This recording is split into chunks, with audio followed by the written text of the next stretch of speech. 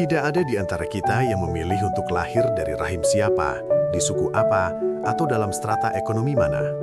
Itulah nasab, sebuah titik awal yang given. Nasab bukan prestasi, bukan aib, bukan jaminan kesuksesan. Nasab bukan legitimasi untuk menyombongkan diri, bukan pembenaran atas kemalangan, dan pasti bukan garis finish. Nasab hanyalah konteks, awal dari pertanggungjawaban.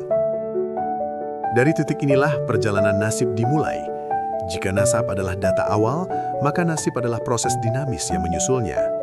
Namun, seringkali kita keliru membaca nasib sebagai goresan takdir yang tidak dapat diubah.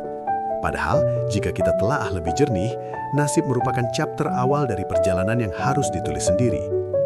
Sayangnya, manusia kerap terlena oleh masa lalu leluhurnya, oleh keberhasilan yang membuat lengah maupun kegagalan yang membuat menyerah. Seakan-akan itulah keseluruhan cerita, padahal kehidupan adalah rangkaian fase yang terus bergerak. Dalam konteks ini, nasab menjadi lebih dari sekedar asal-usul atau garis keturunan. Nasab adalah amanah moral dan spiritual, sebagaimana ditegaskan dalam perintah kenabian dalam Al-Quran, "Ku anfusakum wa ahlikum naron", jagalah dirimu dan keluargamu dari api neraka. Perintah ini menegaskan kewajiban untuk secara aktif memastikan bahwa diri dan keturunan kita tetap berada di jalan yang benar. Nasab bukan alat untuk menentukan nasib, tapi landasan untuk bertanggung jawab atasnya. Ia tidak menjamin apa-apa, kecuali memberikan titik awal sekaligus beban amanah. Ia menempatkan manusia dalam peran esensialnya sebagai Khalifatullah fil ard yang bertugas mengelola nasib, bukan sekedar menjalaninya. Kita memikul tanggung jawab yang luas, bukan hanya terhadap diri sendiri, tetapi juga terhadap lingkungan, keluarga, dan generasi yang akan datang. Semangat inilah yang seharusnya menghidupkan kesadaran bahwa setiap dari kita tidak hanya menjalani nasib, tapi mengelolanya dengan penuh tanggung jawab sesuai dengan perintah Allah SWT. Namun, respons manusia terhadap peta potensi ini seringkali ekstrim.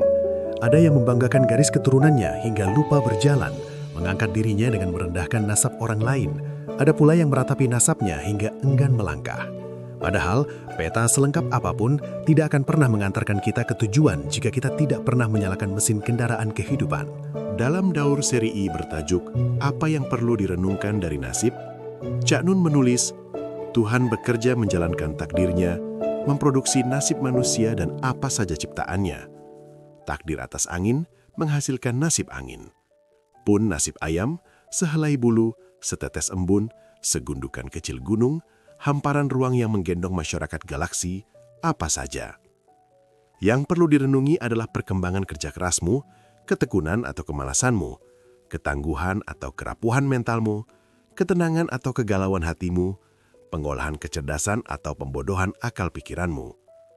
Yang perlu direnungi adalah naik turunnya kesabaranmu selama menunggu waktu di bumi sebelum dipindahkan ke tempat yang lain.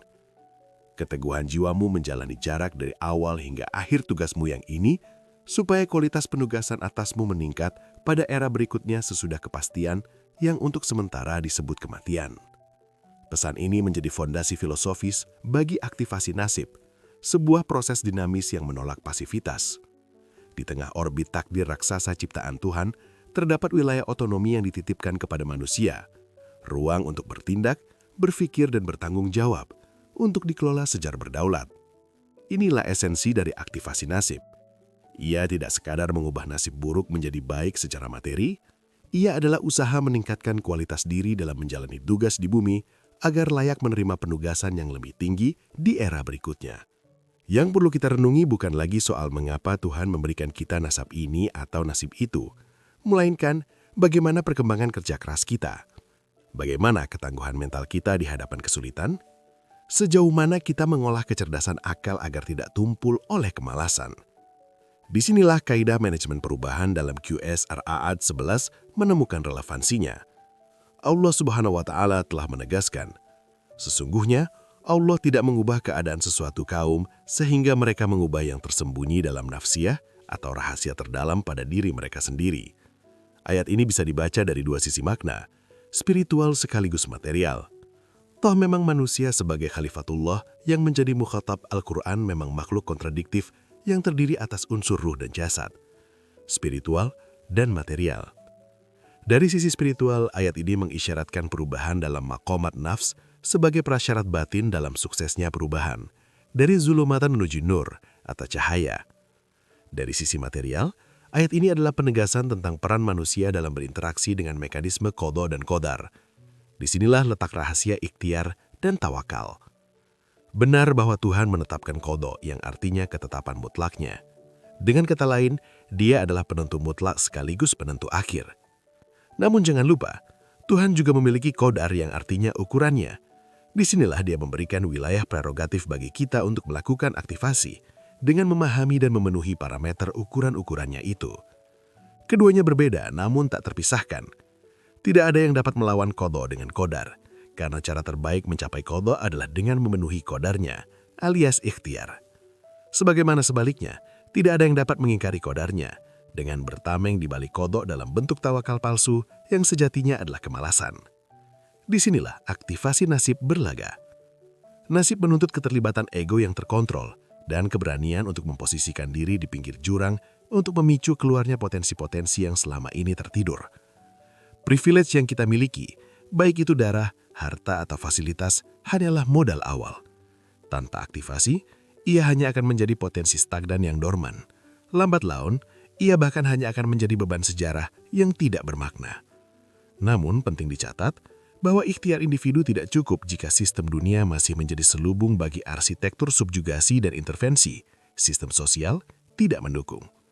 Struktur pendidikan yang berspirit komersial dan timpang, akses hukum yang tumpul ke atas, dan ekonomi ribawi yang bergantung pada rente politik justru menyempitkan ruang ikhtiar bagi mayoritas.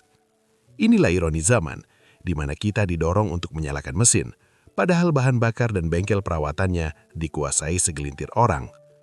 Maka aktivasi nasib bukan soal tekad pribadi, tetapi juga soal mengusahakan perbaikan sistem yang adil. Tidak ada nilai dalam memuji semangat anak jalanan yang kuliah sambil jualan jika negara terus mengabaikan haknya atas pendidikan gratis dan layak. Keadilan bukan hadiah bagi yang berhasil bertahan, tapi prasyarat agar semua bisa mulai berlomba. Edisi April 2026 ini, Keduri Cinta mengajak kita semua untuk memeriksa kembali, sudahkah kita mengaktifasi potensi yang dititipkan melalui nasab kita? Ataukah kita masih sibuk menghakimi nasib orang lain tanpa sadar bahwa kemudahan yang mereka miliki sebenarnya berpasangan dengan tanggung jawab yang setara? Aktivasi nasib adalah keberanian untuk tidak berhenti pada keadaan, tidak menjustifikasi kemalasan di balik takdir, dan tidak terlena oleh capaian masa lalu. Ia adalah kesediaan untuk terus memperbaiki diri agar layak menjalani peran sebagai Khalifatullah fil Ardh. Sebab pada akhirnya, bukan nasab yang memuliakan kita, melainkan bagaimana kita mengelola nasib hingga melahirkan makna di hadapan sang pemilik takdir. Kita sadar bahwa tidak ada keberhasilan yang bersifat individualistik. Di balik aktivasi kita, ada doa orang tua, dukungan teman, dan fasilitas ilahiyah yang memungkinkan kita melangkah. Mari kita melingkar. Mari kita bedah bagaimana mengubah peta potensi menjadi realitas karya. Saatnya melakukan aktivasi nasib demi memataskan diri di hadapan sang pemilik takdir. Nasab memberi kita nama, namun kreativitas hiduplah yang memberi kita makna.